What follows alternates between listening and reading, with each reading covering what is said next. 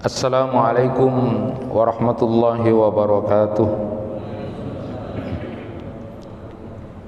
Alhamdulillahi rabbil alamin, wa bihi nasta'inu ala umuri dunya waddin.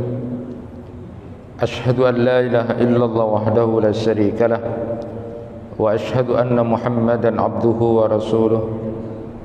Allahumma salli wa sallim ala nabiyyina Muhammad wa ala alihi wa ashabihi ajma'in. Rabbi shrah li sadri wa yassir li amri wahlul 'uqdatam min lisani yafqahu qawli. Amma ba'd. Jamaah kuliah subuh yang dirahmati Allah, Anas bin Malik radhiyallahu an pernah meriwayatkan Rasulullah itu pernah suatu saat berkhutbah, berceramah. Tausiahnya itu begitu sangat dahsyat, menyentuh hati, sampai para sahabat pada waktu itu banyak yang menangis. Sehingga kemudian beliau menyampaikan, "Lau ta'lamuna ma a'lam, la dhahiktum qalilan wa la bagaitum katsira." Seandainya engkau tahu apa yang aku tahu, kata Rasulullah, maka kamu akan banyak menangis daripada tertawa. Nah, jamaah yang dirahmati Allah, saat Imam As-Samarkandi itu memberikan tafsiran terhadap hadis ini, beliau menyebutkan kenapa kita harus banyak menangis daripada tertawa itu. Pertama, beliau gambarkan kita ini punya banyak dosa. Kita sudah memohon ampun kepada Allah, tetapi tidak ada satupun di antara kita yang tahu apakah dosa-dosa dan kesalahan yang sudah kita perbuat itu sudah diampuni atau tidak oleh Allah. Yang kedua, kata beliau, kita ini sudah banyak melakukan amal-amal ketaatan pada Allah. Salat kita, ngaji kita, apapun yang kita lakukan, tetapi tidak ada satu di antara kita yang memastikan itu sudah diterima oleh Allah atau tidak. Yang ketiga, kita tahu masa lalu kita, waktu kecil kita, SD kita, cerita-cerita, dulu SMP bagaimana, dulu SMA bagaimana, semua tahu. Tetapi tidak ada satupun di antara kita yang tahu tentang masa depan kita. Apakah kita mati model bagus atau tidak, mati sakit atau tabrakan atau kecelakaan, tidak ada satupun yang tahu. Kita hanya tahu pada masa lalu kita. Dan yang keempat, nanti di akhirat adalah antara surga dan neraka saja, dan kita tidak ada satupun yang tahu di posisi mana kita. Terakhir, dan inilah yang akan menjadi kajian kita kali ini adalah, sejauh ini sampai hari ini tidak ada satupun di antara kita yang tahu apakah Allah sudah senang sama kita, apakah Allah sudah ridho kepada apa yang sudah kita lakukan selama ini, apakah dengan perbuatan kita, perilaku keseharian kita, apakah Allah sudah senang, apakah Allah sudah ridho kepada kita. Tidak ada yang tahu. Inilah yang akan kita bahas saat ini, tentang ridha Allah Subhanahu wa ta'ala. Jemaah yang dirahmati Allah, kalau sedikit berbicara tentang ridha, tentu banyak hadis yang berkaitan tentang itu. Misalnya hadis tentang perempuan, ayyuma imra'atin matat wa zawjuha radin dakhalatil jannah. Siapapun perempuan yang kalau dia kemudian mati, suaminya ridho sama istrinya, dia akan masuk surga perempuan itu. Jadi ibu-ibu itu gampang ya, cari surga itu cari suami yang kemudian dia ridho pada dia. Jadi buatlah bapak-bapak ini, suami ini kemudian senang dengan perilaku ibu. Jadi andaikan kemudian mati istrinya, ya Allah saya ridho, istri saya memang orang baik, istri saya luar biasa, Bukan berarti kemudian ridho senang karena mau nikah lagi ya, karena istrinya mati, bukan ya. Tapi maksudnya adalah betul-betul saya ridho, dia perempuan yang luar biasa itu. Nah, jadi ibu-ibu kuncinya gampang sekarang. Jadi cari ridho Allah, ridho Allah itu suaminya, ridhonya. Buat senang suami lah. Sederhananya, senangkan, bahagiakan suami saja. Itu sederhananya begitu ya. Tetapi tentu kemudian walaupun ada hadis seperti itu, bukan berarti suami lalu otoriter. Kenapa jak nangkok dek atau rongkok. Jadi tidak perlu kemudian otoriter gitu kan.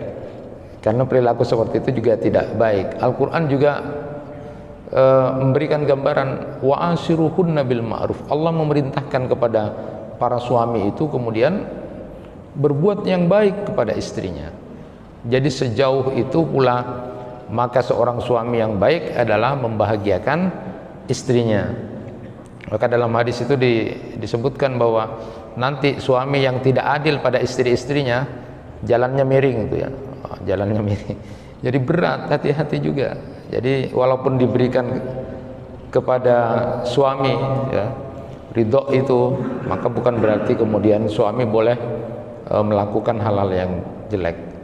Bahkan di hadis yang lain itu disebutkan untuk perempuan itu, idza sallatil mar'atu khamsaha wa shamat sahraha wa hafidat farjaha wa ata'at zawjaha qila laha udkhulil jannah min ayyi abwabil jannah syi'ti.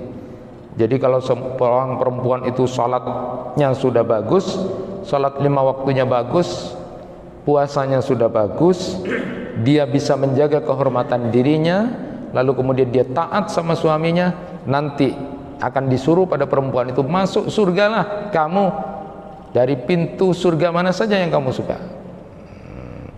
Jadi gampang jadi perempuan itu, salatnya bagus 5 waktu, lalu kemudian puasanya bagus, lalu kemudian bisa menjaga kehormatan dirinya dan taat pada suaminya, masuk surga melalui pintu mana saja. Itu luar biasa kan? Yang diberikan kesempatan untuk masuk surga dari pintu mana saja itu Abu Bakar As-Siddiq. Nah, perempuan juga punya kesempatan itu. Tentu diantaranya adalah ridho dari suaminya. Artinya memang yang menjadi saksi baik tidaknya kita itu adalah pendamping kita. Jadi bapak-bapak ini kalau secara lahir dilihat, oh itu orang baik, oh orang baik, belum tentu tanya sama istrinya. Yang tahu persis bapak itu adalah istri. Begitu sebaliknya, ada seorang ibu yang disegani, dihormati, ibu itu hebat, itu sosial gini. Yang tahu ibu, istri itu suaminya. Nah, jadi ini perhatian buat kita semua, bahwa dalam keseharian kita juga harus menjadi orang yang menjaga diri dan menjaga keromantisan itu dalam kehidupan rumah tangga. Nah, ada juga hadis Rasulullah sallallahu alaihi wasallam, ridallah fi ridal walidain wa suhtullah fi suhtil walidain. Ridhonya Allah itu tergantung kepada keridhaan orang tua. Nah, apakah kita selama ini sudah mengunduh ridha orang tua itu?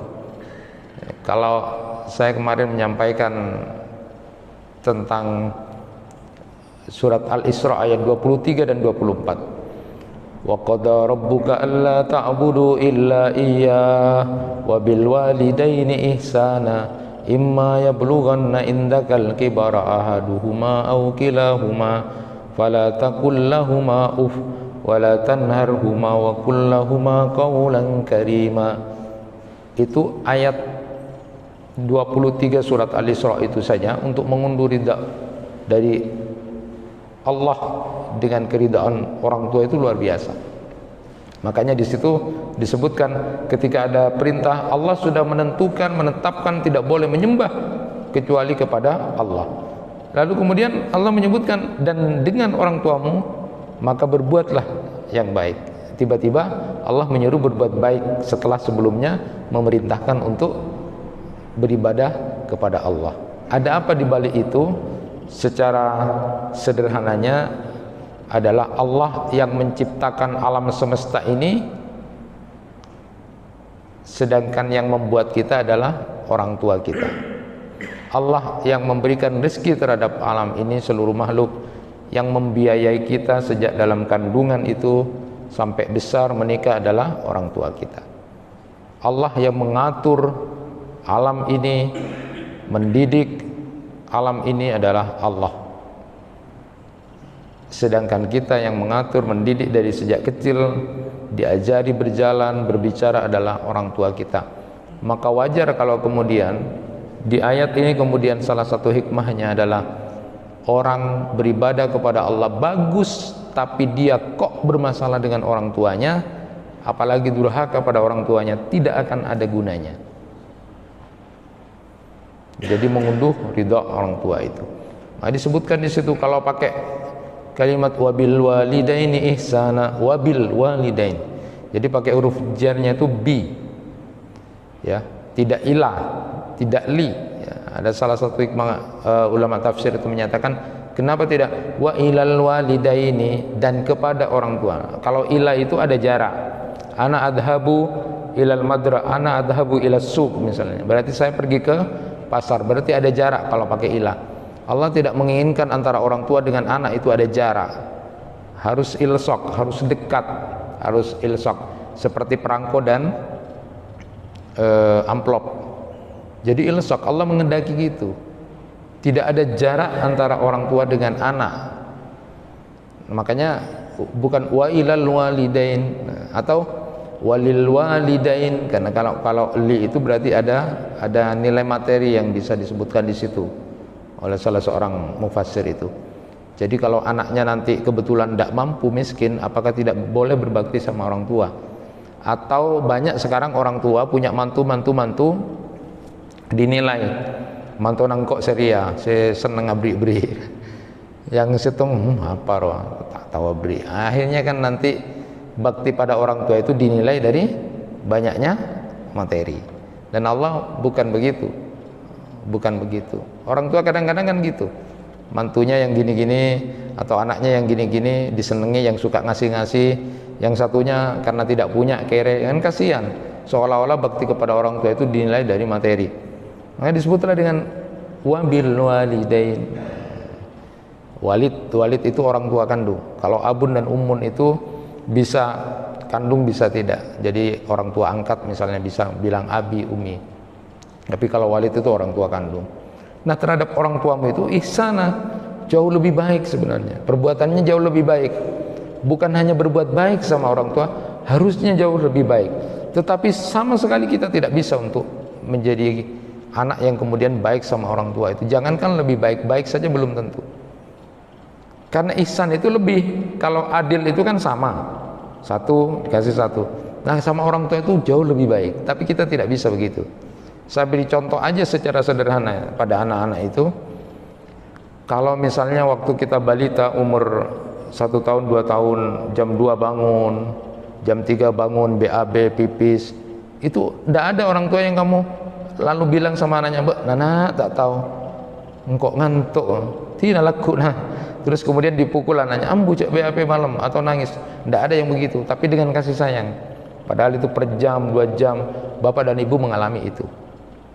Tapi coba ketika suatu saat nanti bapak kita, ibu kita sudah sakit, sudah lemah, lalu kemudian minta tolong kepada kita, kita dari pekerjaan apa, kita capek, apa yang kita jawab? Kita tidak akan melayani.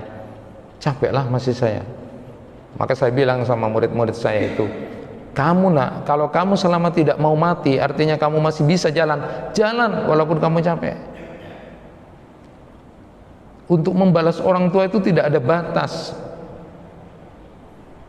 Ada sahabat tanya sama Rasulullah sallallahu alaihi wasallam, apakah saya bisa dengan jalan menggendong ibu saya untuk ke Makkah itu sudah termasuk membalas semua kebaikan ibu? Rasulullah saja bilang belum. Itu menggendong orang tua sampai ke Makkah, itu belum bisa membalas. Tidak usah ke Makkah Pak, sampai di kira-kira di Sarongki sudah peok semua gendong ibunya. Jadi belum. Maka kalau perintahnya wabil walidaini ihsana, pikirannya pokoknya berbuat baik. Itu untuk mengunduh ridho Allah, itu tergantung ridho orang tua misalnya. Itu diantara jalan-jalan yang harus kita lakukan. Maka disebutkan misalnya di situ, imma yablughanna indakal kibara ahaduhuma au kilahuma. Kalau nanti mereka sudah usia lanjut,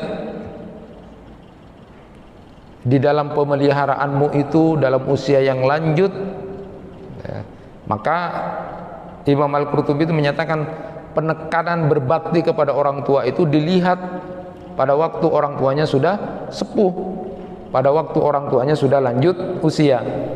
Bukan berarti bahwa baktinya anak-anak sampai dewasa itu kemudian tidak berguna. Itu menunjukkan bakti kepada orang tua. Tetapi penekanan berbakti kepada orang tua itu adalah pada saat orang tuanya sudah sepuh atau sudah tua. Kenapa? Ada dua alasan kata Imam Al-Qurtubi. Pertama, karena orang tuanya sudah lemah. Orang tuanya butuh perhatian dan pertolongan karena sudah lemah. Kalau masih gagah-gagahnya itu anaknya tidak berbakti, biasa saja diingatkan paling. Tapi nanti kalau orang tuanya sudah sakit-sakitan, nah minta tolong ini, barulah di situ anak itu berbakti atau tidak. Karena sudah lemah, butuh perhatian dan pertolongan. Makanya disebutkan imma yablughanna indakal kibar. Jadi kita sudah kibar dalam indak, dalam pemeliharaanmu itu. Yang kedua, karena kalau sudah sepuh tua itu sudah bosan, sudah jenuh kita merawat itu. Disitulah letaknya apakah kita sabar atau tidak. Makanya jadi anak ketika kemudian merawat ahaduhuma, salah satu di antara ibu atau bapak kita, atau kedua-duanya masih bisa kita rawat, kita harus sabar. Karena biasanya muncul rasa jenuh dan bosan dengan omongan-omongannya dan sebagainya. Nah, kita tahu bahwa orang tua itu seperti anak-anak, tetapi tidak boleh kita menyakiti orang tua di depan tamu. Ada kemudian kita bilang, lakar pon pada benak kan anak nih kak orang tua. Jangan, itu menyakitkan itu. Itu kadang-kadang banyak orang yang begitu. Ekspresi dari kebosanan, kejenuhan itu. Itulah yang salah di situ kita. Harusnya tetap kemudian berbuat baik. Terus jaga omongan kita di depan orang tua. Nah, itu penekanannya adalah berbakti di waktu usia orang tua kita sudah sepuh atau lanjut untuk melihat bakti kita, ya. Karena sudah jenuh gitu ya. Nah, sering saya memberikan gambaran pada murid-murid saya, dan itu untuk muhasabah kita. Kadang-kadang kita berpikir dulu waktu kita masih balita itu kita sakit, orang tua itu kesana kemari menggendong kita, cari untuk selamat, cari obat, ditangisin, sembuh ya nak, sembuh ya nak, sembuh ya nak, besar ya nak, kamu jadi orang. Sakit-sakitan kita. Tapi orang tua luar biasa. Tapi giliran orang tua kita sakit, giliran ibu kita sakit, giliran bapak kita sakit, kemudian kita sudah berkeluarga, kita butuh uang. Salah satu uang yang didapat adalah warisan. Apa yang kita lihat ketika bapak dan ibu sakit? Kok tidak mati-mati bapak? Kok tidak mati-mati ibu? Ada alasan kasihan sakit, kok tidak mati-mati? Harusnya ibu sembuh ya, ibu sembuh, bapak sembuh, ada kekuatan luar biasa. Itulah bedanya kita. Lalu bagaimana kemudian keridhaan Allah itu akan datang pada kita ketika kita kemudian tidak mengunduh keridhaan Allah itu dengan benar melalui orang tua misalnya. Fala taqul lahum ma'uf. Jangan kamu berkata-kata sia apa nah. Ya. Apalagi kemudian wala tanharhuma, jangan kamu membentak. Jadi suaranya lebih keras, lebih kasar dari orang tua itu. Dan hebatnya harusnya kita melakukan pengunduhan ridha Allah itu dengan wa qul lahum qawlan karima, dan kepada kedua orang tuamu maka berbicaralah yang memuliakan, mengagungkan, menghormati. Jadi walaupun dia ngomong sembarangan, ya kita hormati tetap. Hebatnya lagi kata Pak Quraish Shihab, qawlan karima itu bukan hanya sekedar berbicara yang memuliakan, mengagungkan orang tua. Qawlan karima itu juga bisa dimaknai memaafkan apapun kata orang tua yang jelek. Jadi ketika orang tua kita ngomong yang kasar, bok nariano, ya sudah maafkan, langsung maafkan, cek pa masuk ke hati. Itu qaulan karimah, mengundur ridha Allah itu dengan melalui orang tua itu. Nah kalau kita kan enggak, Orang tua ngomong macam-macam, oh cara nikah saya nggak empian deki. Kita malah musuhan sama orang tua itu. Karena kita tidak tahu bahwa qaulan karimah kullahuma qaulan karimah. Qaulan karimah itu kalau bahasa kita engki punten, hampir sudah kita kehilangan akhlak itu. Anak-anak kita mana sekarang yang kemudian pakai engki, hormat sama kita itu jarang sekali. Coba perhatikan, anak-anak kita itu lebih hormat kepada orang lain. Engki puntennya itu jalan pada orang lain, tapi sama bapak dan ibunya sendiri tidak jalan. Kita kehilangan itu sebagai anak. Kenapa anak kita begitu? Mungkin kita juga sama orang tua begitu, karena memang terus berperilaku itu kemudian nurun itu. Kalau kita dulu sikapnya sama orang tua begitu, anak kita juga begitu. Jangan kemudian kita sakit hati melihat anak kita, ya Allah, benar ya, tak berbakti sekali, engkau sudah bermau, ngamuk-ngamuk. Kita tidak sadar dulu sama orang tua kita jauh lebih jelek mungkin. Ya perlu istighfar ya. Jadi istighfar pada Allah, kita mengunduh ridha Allah itu kemudian melalui orang tua mungkin gagal, melalui suami mungkin gagal. Ada banyak hal yang harus kita perhatikan dan kita coba rubah. Nah, kita tahu di dalam Al-Quran surat Al-Bayyinah itu bahwa ciri orang yang kemudian disebut makhluk terbaik itu di dalam Al-Quran disebut makhluk terbaik. Innal ladzina amanu wa 'amilus salihati ulaika hum khairul bariyah. Jazaohum inda rabbihim jannatu 'adnin tajri min tahtihal anhar khalidina fiha abada radhiyallahu anhum wa radu an dzalika liman khashiya rabbah. Sesungguhnya orang-orang yang beriman mengerjakan amal saleh, itulah mereka sebaik-baik makhluk, khairul bariyah. Balasan mereka nanti dari Tuhan mereka adalah surga Aden yang mengalir di bawahnya sungai-sungai, mereka kekal di dalamnya selama-lamanya. Disebutkan di sini ciri-cirinya adalah radhiyallahu anhum wa radu an. Allah ridho terhadap mereka dan mereka pun ridho kepadanya. Yang demikian itu adalah bagi orang-orang yang takut kepada Tuhannya.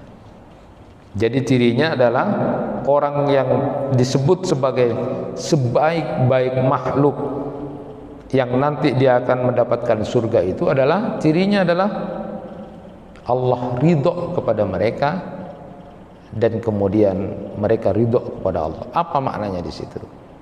Kalau tadi disebutkan kita menangis pada Allah salah satunya karena kita tidak tahu sejauh ini kita sudah beraktivitas apapun. Sejauh ini kita tidak ada yang tahu apakah Allah sudah ridho kepada kita atau tidak. Apakah Allah sudah senang atau tidak dengan apa yang sudah kita lakukan selama ini. Mungkin kita sudah merasa taat, sudah merasa baik, tidak terlalu banyak berbuat dosa. Apakah kita sudah kemudian sudah ridho Allah? Belum. Katanya Imam Ja'far As-Shadiq itu Allah menyembunyikan 3 hal itu. Di antara 3 hal. Yang pertama, Allah menyembunyikan keridhoannya. Di mana ridho Allah itu Allah sembunyikan itu di antara ketaatan dan amal yang dilakukan hamba-hambanya. Oleh karena itu jangan pernah meremehkan sedikit pun kebaikan atau amal yang kita lakukan. Jangan remehkan. Hanya sebatas senyum saja sama saudara kita itu jangan remehkan itu. Barangkali ridha Allah itu justru muncul di situ karena orang yang disenyumin itu sebenarnya butuh ada senyum. Ada orang yang kemudian merasa cengengesan lalu kemudian tidak senyum pada saudaranya karena dia sudah jadi orang baik, beramal baik, lalu kemudian saudaranya sebenarnya dia ingin dilihat senyum tapi dia tidak senyum. Yang kedua, hati-hati. Allah menyembunyikan murkanya di antara kesalahan dan dosa. Oleh karena itu jangan sedikit pun kemudian meremehkan dosa dan kesalahan yang kita buat. Dan yang ketiga, Allah merahasiakan menyembunyikan siapa kekasih Allah, siapa wali-wali Allah itu. Oleh karena itu jangan pernah merendahkan, mencibir siapapun, hatta yang kita anggap secara sosial orang-orang biasa, pekerjaannya tukang beca, dia cuma membersihkan, dia itu pasukan bersih-bersih. lalu kita remehkan. Jangan. Allah menyembunyikan kekasih-kekasih Allah itu. Bukankah disebutkan di dalam ayat Al-Quran itu ya, idza waqa'atil waqi'ah laisa liwaqtiha kadhiba khafidatur rafi'ah. Nanti di hari kiamat itu khafidatur rafi'ah, ada hamba-hamba Allah yang kemudian direndahkan, ada hamba-hamba Allah yang ditinggikan. Menurut Imam As-Suyuti itu bahwa nanti di akhirat ada orang-orang yang dia sebenarnya pada waktu di dunia ini bukan siapa-siapa, dia nggak terkenal, nggak disegani orang, nggak dikenal, biasa saja dia, tapi di alam akhirat dia menjadi mulukul akhir, jadi raja-raja di akhirat. Tapi ada yang di dunia dia disegani orang, dihormati orang, dia populer sekali, tetapi di alam langit itu, di alam akhirat dia bukan siapa-siapa dan dia tidak dikenal. Jangan pernah merendahkan, mencibir siapapun ya. Ini perhatian buat kita jamaah yang dirahmati Allah. Ridho itu ya, ridho kalau disuluk kita pada Allah itu merupakan puncaknya tawakal ya. Jadi ridho itu puncaknya tawakal, itu menurut Ibnu Qayyim Al-Jauzi. Jadi puncaknya orang tawakal itu adalah ridho. Jadi kalau kemarin kita bahas tentang orang yang masuk surga tanpa hisab itu, salah satunya adalah kekuatannya karena dia punya kekuatan tawakal. Nah, puncak tawakal itu adalah ridho ya. Kalau Sayyid Hawa itu di Al-Islamnya menyebut puncak ihsan pada Allah itu adalah ridho. Ibnu Qudamah dalam kitab Minhajul Qasidin memberi jalan menuju ridho itu begini. Pertama, orang mukmin itu harus menyadari bahwa pengaturan Allah itu jauh lebih baik dari pengaturan dirinya sendiri. Jadi kehendak Allah, apa yang sudah diberikan Allah itu jauh lebih baik dari keinginan kita sendiri. Kita mungkin menginginkan begini, tapi orang yang kemudian ridho, dia punya makom hal kondisi rohaninya ridho itu, dia meyakini betul bahwa yang diberikan Allah itu, yang diatur Allah kepada kita itu, itulah yang terbaik buat kita. Itu orang ridho. Makanya Umar bin Khattab itu sampai mengatakan, la ubali asbahtu ghaniyan aw faqiran fa inni la adri ayyuhuma khairul li. Katanya Umar bin Khattab itu, aku tidak peduli apakah aku ini akan menjadi orang kaya atau menjadi orang miskin, karena aku tidak tahu di antara keduanya yang terbaik yang bagaimana. Karena yang tahu adalah Allah. Karena kadang-kadang ada manusia yang sebenarnya diberikan kemampuan untuk menjadi orang yang miskin, pasti dia sabar. Jadi walaupun dia berdoa kaya-kaya juga tidak bisa juga. Karena dia baik ketika miskin. Jadi dia miskin bagus, ini taat pada Allah. Karena kalau dia minta kaya, tidak dikasih, kalau kaya dia berbahaya. Nah, miskin saja sudah sombongnya segitu gitu kan, apalagi kaya gitu kan. Nah, ini contoh-contoh bahwa orang yang sudah ridho itu, dia kemudian meyakini bahwa apa yang diberikan Allah, apa yang diatur Allah buat dirinya itu adalah yang terbaik dari cara berpikir dia. Sehingga kalau Umar bin Khattab menyatakan seperti itu. Yang kedua, ridho terhadap apapun ketentuan Allah, ujian-ujian Allah, karena dia paham di balik ujian-ujian itu, di balik sesuatu yang tidak menyenangkan itu ada pahala Allah, ada cara Allah untuk memberikan sesuatu pada kita. Jadi tidak ada yang jelek di balik sesuatu yang tidak dia sukai, sesuatu sakit, penderitaan atau apapun. Dia kalau sudah ridho, itu adalah cara Allah untuk memberikan sesuatu yang baik buat kita ya. Dan yang ketiga adalah ridho terhadap ketetapan Allah semata-mata karena ingin mencari ridhonya, ingin mencari ridhonya. Jadi kadang-kadang ada orang-orang yang sufi itu ya, katanya bilang anta maksudi waridaka matlubi, engkaulah tujuanku ya Allah, ridhomu aku minta. Karena ridho Allah itu diminta. Sampai di surga pun kita minta ridho Allah. Ada hadis itu menyebutkan begini, innallaha ta'ala yatajalla lil mu'minina fayaqulu saluni fayaqul ridhaka. Sesungguhnya Allah Ta'ala menampakkan diri kepada orang-orang mukmin di surga, lalu berfirman, minta, kamu minta apa? Lalu kemudian ridhomu ya Allah. Jadi ridho itu sampai di surga pun meminta ridho. Jadi ridho itu merupakan puncak tujuan keberagamaan kita. Nah, jamaah yang dirahmati Allah, kalau begitu bukan berarti bahwa orang yang berdoa, orang yang kemudian bekerja itu berarti tidak ridho dengan Allah. Bukan ya. Karena Rasulullah berdoa, para sahabat berdoa, para nabi berdoa. Begitu juga dengan ketika kita memilih sesuatu pilihan untuk hijrah, misalnya seperti yang dilakukan, apa yang disampaikan oleh salah seorang sahabat untuk memilih untuk lebih hijrah misalnya, daripada kemudian di sini akan berbahaya, itu bukan berarti tidak ridho kepada Allah. Itu adalah bagian-bagian daripada menjalani keridhaan Allah itu sendiri. Makanya di dalam hadis itu disebutkan, salah satu di antara hadis itu berkaitan dengan bacaan kita sesudah adzan. Kalau sudah adzan dikumandangkan, paling tidak yang kita baca di antaranya selain Allahumma rabb hadhihi da'wati tamma itu disebutkan mangqala hina yasma al muadzina raditu billahi rabba wa bi muhammadir rasula wa bil islami dina ghufira lahu dzanbu.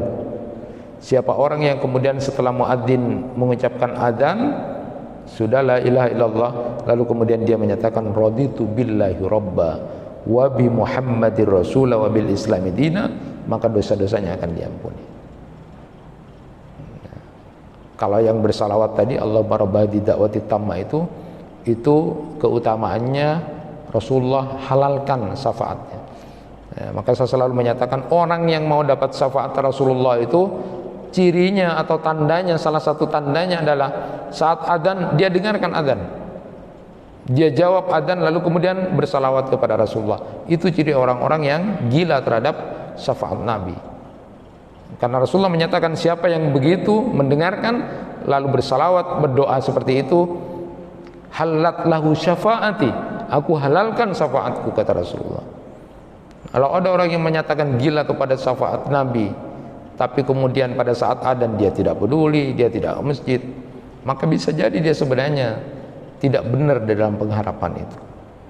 Nah, salah satu di antara tandanya orang yang kemudian akal dia halalkan syafaat Rasulullah, saat adzan dia sudah siap menjawab, lalu kemudian berdoa bersalawat kepada Rasulullah.